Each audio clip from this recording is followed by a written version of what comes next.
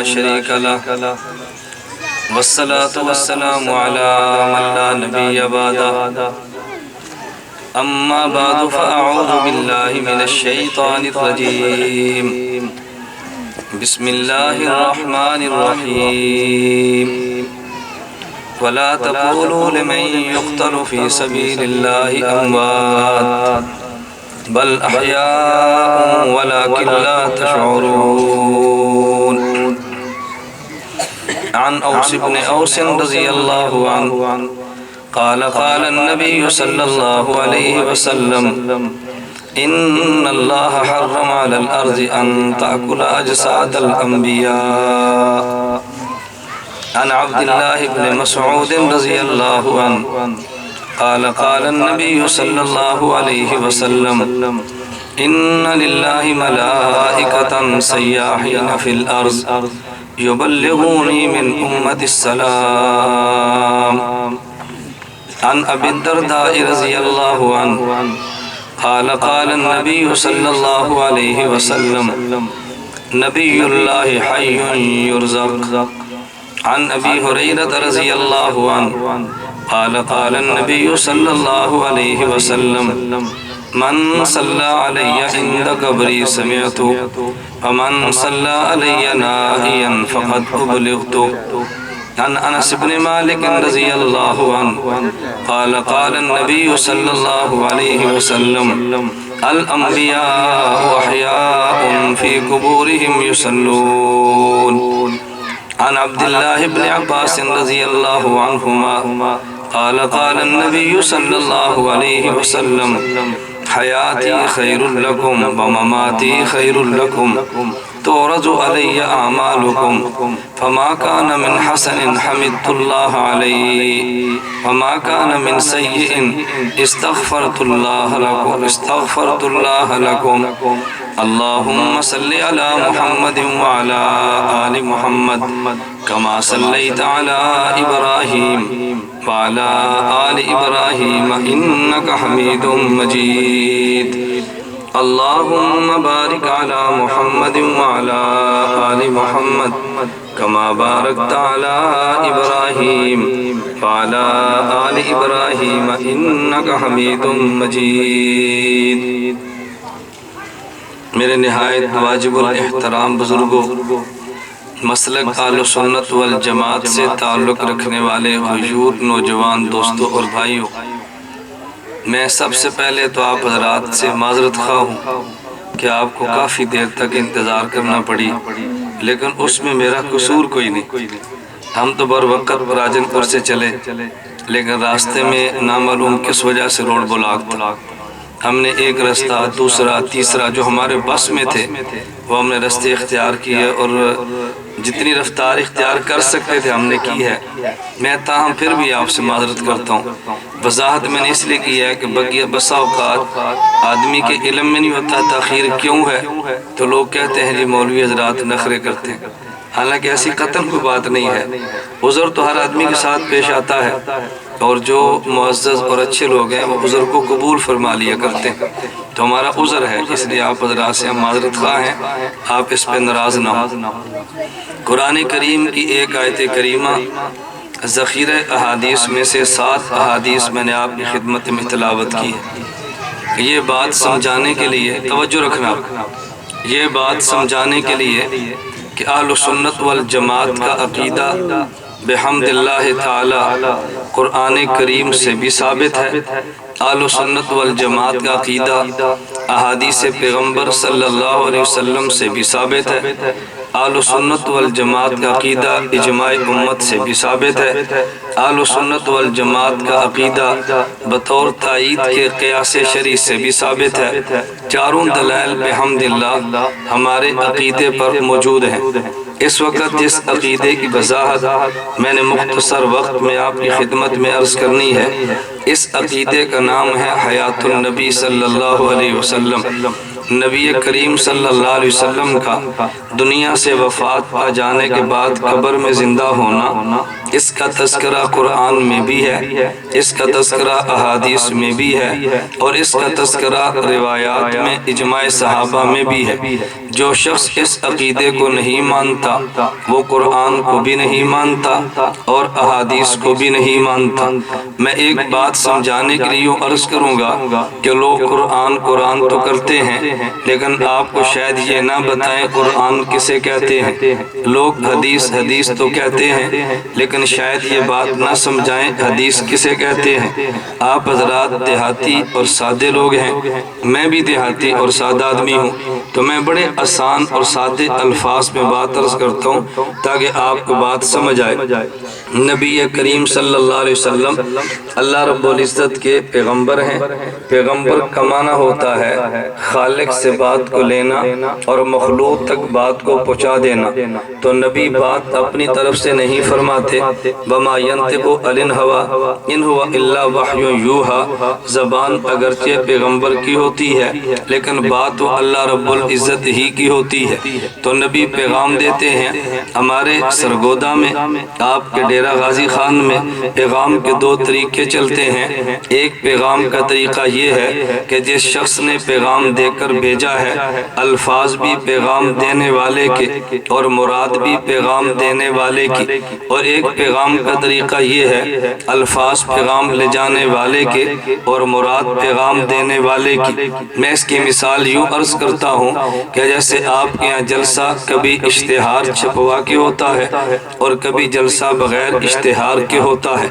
اگر جلسہ اشتہار کے ساتھ ہے، آپ نے آنے والے خطیب کا نام بھی لکھا ہے، جلسے کا عنوان بھی لکھا ہے، تاریخ اور وقت بھی لکھا ہے، اور جلسے کا مقام بھی لکھا ہے، اس میں مراد بھی آپ کی ہے، الفاظ بھی آپ کے ہیں۔ اور کبھی جلسہ یوں ہوتا ہے اشتہار تو نہیں چھپوایا، تاریخ آپ نے لے لی ہے، ائمہ سے فرما دیا بھئی اعلانات کرو، فلاں جگہ فلاں وقت پہ جلسہ ہوگا۔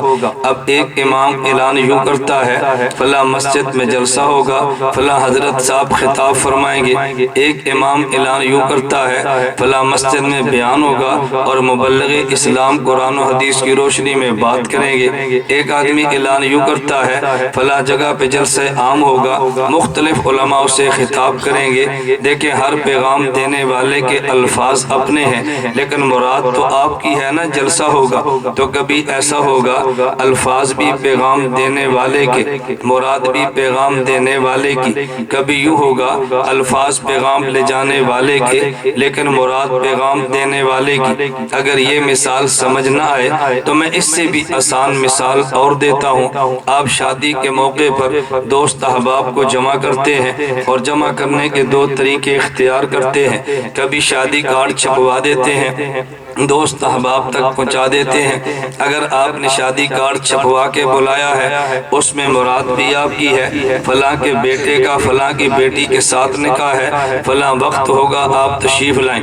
اگر آپ نے شادی کارڈ کے بغیر بلایا، اس میں آپ ایک بندے کے ذریعے پیغام بھجواتے ہیں، وہ بندہ جا کے اطلاع دیتا ہے۔ آپ کے علاقے کا رواج آپ کے لمحے ہوگا، ہمارے علاقے میں رواج یہ ہے کہ نائی کو بیچتے ہیں، ہمارا پیغام نائی کا ہے، اور نائی جو پیغام لے کر جاتا ہے ہم اپنی زبان میں اس پیغام کو گھنڈ کہتے ہیں۔ دروازہ کھٹکا، باہر بندہ آیا، اندر سے اماں نے پوچھا کہ کون آیا ہے، تو بیٹا کہتا ہے مائی چاچا اللہ بخش نائی آیا ہے۔ وہ پوچھتی ہے کیوں آیا ہے، کہتا ہے وہ گھنڈ لے کے آیا ہے کہ چودھری بشیر دے پتر دا ویاہ چودھری نذیر دی کڑی نالے۔ اب یہ گھنڈ لے کر آیا۔ اب میں جو بات سمجھانا چاہتا ہوں، اگر آپ نے شادی کارڈ چھپوا کے بلایا، اس میں الفاظ بھی آپ کے ہیں اور مراد بھی آپ کی ہے، اور اگر شادی کارڈ چھپوانے کے بغیر بلایا، اس میں الفاظ تو پیغام لے جانے والے کے اپنے ہیں لیکن مراد آپ کی ہے۔ بالکل اسی طرح اللہ رب العزت اپنے پیغمبر کے ذریعے پیغام دیتے ہیں۔ توجہ میری طرف اب رکھو، اللہ پیغام دیتے ہیں۔ بات کم، وقت کم ہے، بات میں نے زیادہ کہنی ہے، اس لیے میں نے اپنی رفتار تھوڑی سی تیز کر دی ہے، ورنہ جو میری رفتار ہے وہ نہیں ہے۔ وہ رفتار چلی تو کراچی کا اردو سپیکنگ والا نہیں سمجھتا آپ اس رفتار کے ساتھ کیسے چلیں گے۔ اللہ کا شکر ہے دیوبند کی خطیب دیہاتوں کا ہے لیکن رفتار ان کی شہروں سے بھی تیز ہوتی ہے الحمدللہ۔ ہماری رفتار کو شہر کا خطیب نہیں پہنچتا، اس لیے کہ ہم دیسی لوگ ہیں، دیسی خوراک کھاتے ہیں، خوراک دیسی ہو تو رفتار بڑی ستھری رہتی ہے۔ ہاں میری بات کو سمجھیں، میں نے عرض کیا ہے اب پیغام کی دو صورتیں ہیں، بات سمجھ آگئی؟ کبھی الفاظ بھی پیغام دینے والے کے، مراد بھی پیغام دینے والے کی، کبھی الفاظ پیغام لے جانے والے کی اور مراد پیغام دینے والے کی۔ اللہ کا پیغمبر خدا کا پیغام لاتا ہے، کبھی الفاظ بھی خدا کے اور مراد بھی خدا کی، کبھی مراد خدا کی ہوتی ہے، الفاظ مصطفیٰ کے ہوتے ہیں، جس میں الفاظ بھی خدا کے، مراد بھی خدا کی، اس پیغام کا نام قرآن ہے، اور جس میں الفاظ مصطفیٰ کے اور مراد خدا کی ہو اس پیغام کا نام حدیث ہے۔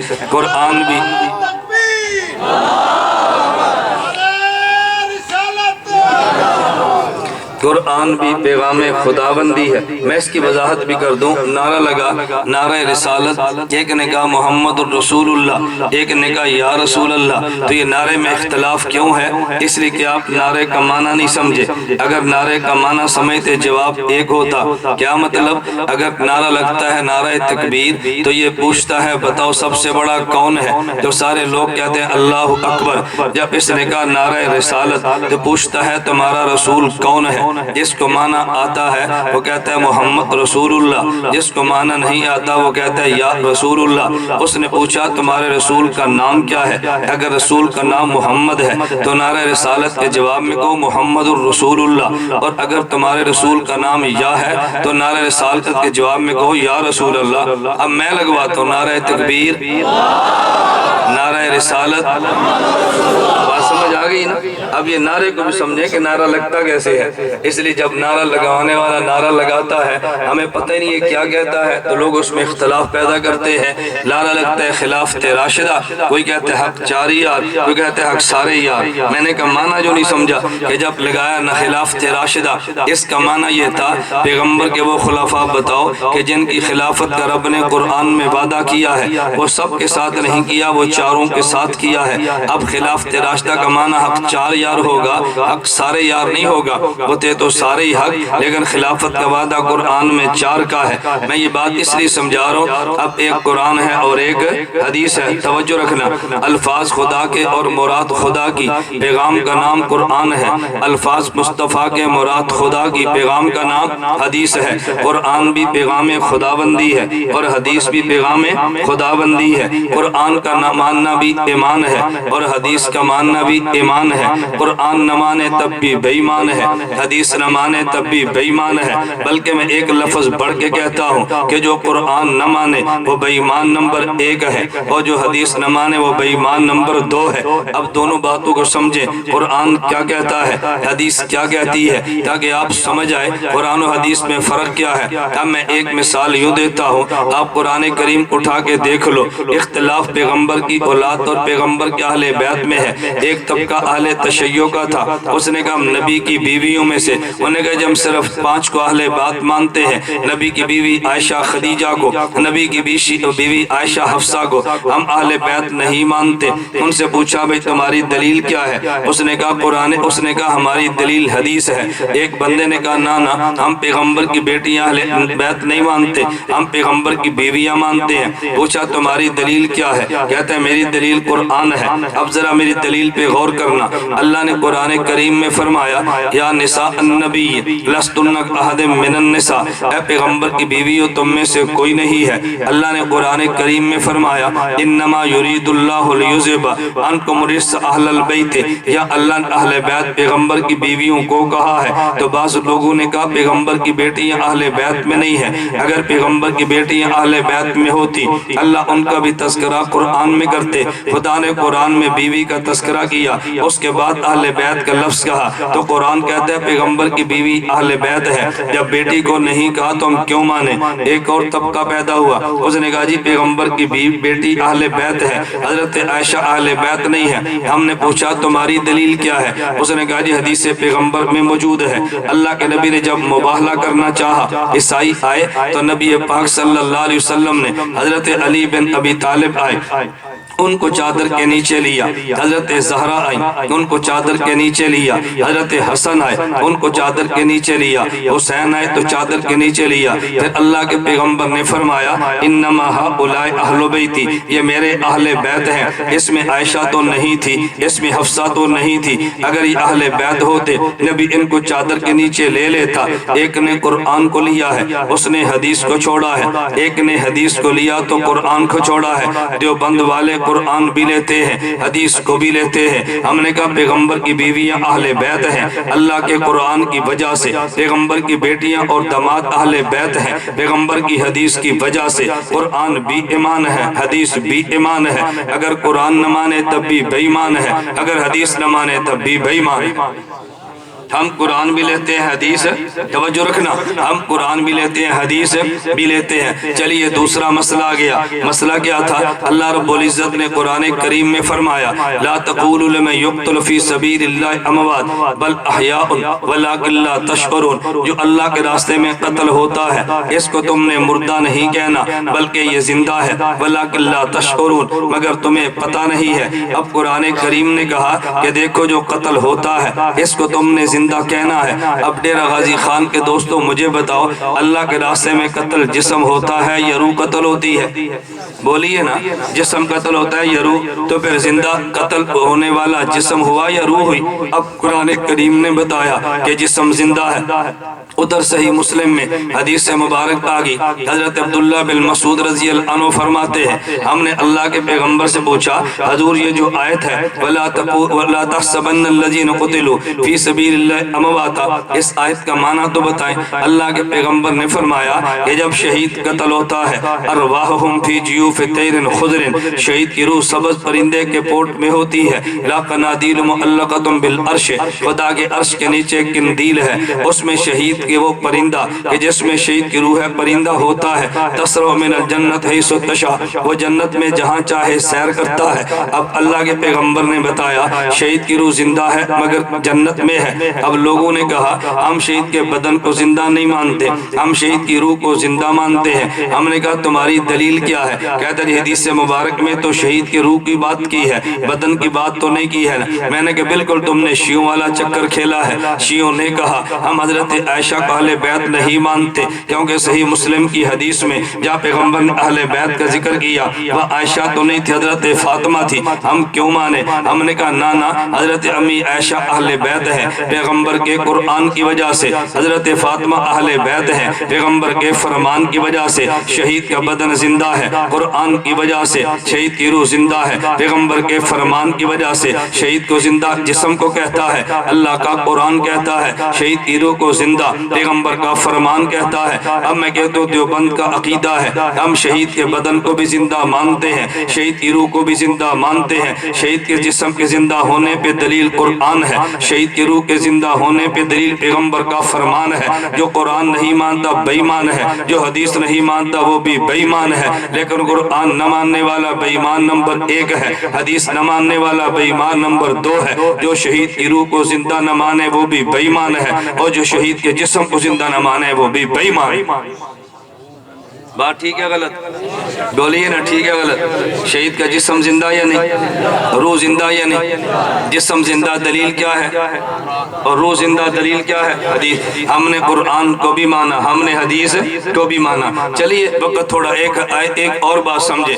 اللہ رب العزت نے قرآن کریم میں فرمایا وَاعْبُدْ رَبَّكَ حَتَّىٰ يَأْتِيَكَ الْيَقِينُ، میرے پیغمبر آپ نے عبادت کرنی ہے، میرے پیغمبر آپ نے نماز پڑھنی ہے۔ اللہ کب تک پڑھنی ہے؟ فرمایا حتیٰ یاتیک الیقین، میرے پیغمبر جب تک وفات نہیں آتی اپنے نماز پڑھنی ہے۔ اب اس سے ثابت ہوا پیغمبر دنیا میں نماز پڑھتے تھے۔ کوئی پوچھے دلیل کیا ہے؟ وہ جی اللہ کا قرآن ہے وَاعْبُدْ رَبَّكَ حَتَّىٰ یاتیک الیقین، ہم نے پیغمبر کی دنیا کی نماز مانی ہے کیونکہ اس کا تذکرہ قرآن میں آ گیا ہے۔ اب مسئلہ پیغمبر کی وفات کے بعد کا تھا کہ پیغمبر قبر میں نماز پڑھتے ہیں یا نہیں پڑھتے، اس کا تذکرہ قرآن میں نہیں تھا۔ اللہ کے پیغمبر کی حدیث موجود ہے ہے، مسند ابی یعلا مسلم میں حدیث موجود ہے۔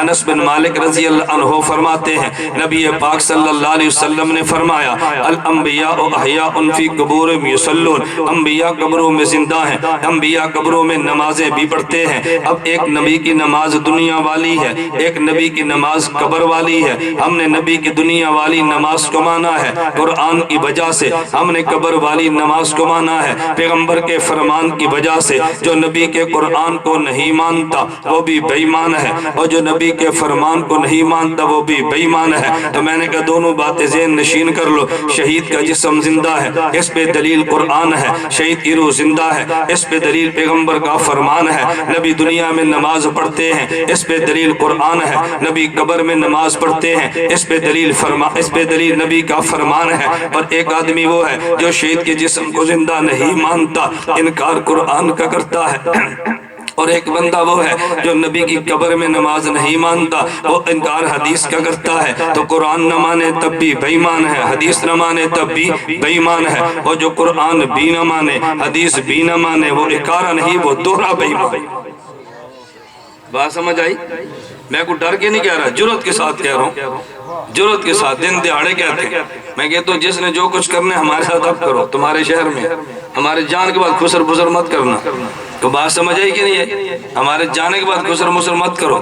مجھے کبھی لوگ کہتے ہیں جی مولانا آپ کے بیان کے بعد یہ ہوا، میں نے کہا میں نے لڈو نہیں کھلایا، میں نے ٹیکا لگایا ہے۔ جب آدمی لڈو کھلائے تو مزہ آتا ہے، اور ٹیکا لگائے درد تو ہوتی ہے، نہیں سمجھ آئی؟ ہوتی ہے یا نہیں؟ اب بتاؤ اللہ کے نبی زندہ ہے یا نہیں؟ بولیے نا، شہید زندہ ہے یا نہیں؟ ہم نے شہید کے بدن کو زندہ مانا قرآن کی وجہ سے، شہید کی روح کو زندہ مانا پیغمبر کے فرمان کی وجہ سے، نبی کی دنیا کی نماز مانی قرآن کی وجہ سے، اور نبی کی قبر والی نماز نبی کے فرمان کی وجہ سے۔ یہ شہید کے مسئلے پہ قرآن کو چھوڑ دیتا ہے، اور پیغمبر کی قبر کے مسئلے پہ حدیث کو چھوڑ دیتا ہے۔ جو قرآن بھی چھوڑے حدیث بھی چھوڑے بے ایمان ہے۔ تم کہتے ہو کابر دیوبند کو نہیں مانتا، میں کہتا ہوں خدا کے قرآن پیغمبر کی حدیث کو نہیں مانتا۔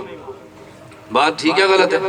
تم کہتے ہو دیوبند کو نہیں مانتا، میں کہتا ہوں قرآن حدیث کو نہیں مانتا۔ اس لیے ہم نے کہا جس کا یہ عقیدہ نہ ہو اہل سنت والجماعت سے خارج ہے، بدعتی ہے، گمراہ ہے، اس کے پیچھے نماز نہیں ہوتی۔ اگر آپ نے کبھی نماز پڑھی ہے اس کو لوٹانا آپ کے ذمے ہے۔ اگر اس عقیدے والا ہو اس کے مدرسے کو زکوٰۃ دینا حرام ہے، اگر اس عقیدے والا ہو قربانی کی کھال دینا جرم ہے۔ اگر پہلے دے چکے ہیں اللہ سے معافی مانگے، توبہ کریں، استغفار کریں۔ غلط عقیدے والے جان چھوڑاؤ۔ لوگ پوچھتے ہیں دلیل کیا ہے، میں کہتا ہوں دلیل میری، میں محقق توڑو، میں تو ناقل ہوں۔ علامہ حضرت مولانا یوسف الدیانوی شہید رحمت اللہ علیہ نے آپ کے مسائل ان کا حل جلد نمبر 10 صفحہ نمبر 519 پہ 4 فتوے دیے۔ کتنے فتوے یاد کر لو؟ کتنے؟ نمبر 1 مماتی گمراہ ہے، نمبر 1 مماتی، بولیے نمبر 1 مماتی، نمبر 1 فتویٰ، نمبر 2 اس کے پیچھے نماز نہیں ہوتی، اس کے پیچھے نماز، نمبر 3 اس کی تقریر سننا گناہ ہے، اس کی تقریر سننا، نمبر 4 ان سے تعلق رکھنا ناجائز ہے، ان سے تعلق رکھنا۔ 4 فتوے کس نے دیے؟ بولیے نا کس نے دیے؟ تو میرا کیا جرم ہے؟ مولانا حق نواز شہید فرماتے میرا کیا جرم ہے؟ اکابر نے لکھا ہے میں نے بتایا ہے۔ تو میں نے کہا میرا کیا جرم ہے؟ بزرگوں نے لکھا ہے میں نے بتایا۔ کہتے ہیں یہ فساد مچاتا ہے۔ میں نے کہا اگر یہ فساد ہے حضرت دیانوی شہید سے کہو، اگر یہ جرم ہے اپنے اکابر سے کہو۔ اللہ مجھے اور آپ کو اکابر کے مسلک پہ چلنے کی توفیق عطا فرمائے۔ کتنے فتوے ہو گئے؟ نمبر 1 گمراہ ہیں، نمبر 2 ان کے پیچھے نماز نہیں ہوتی، نمبر 3 ان کی تقریر سننا گناہ ہے، نمبر 4 ان تعلق رکھنا ناجائز ہے۔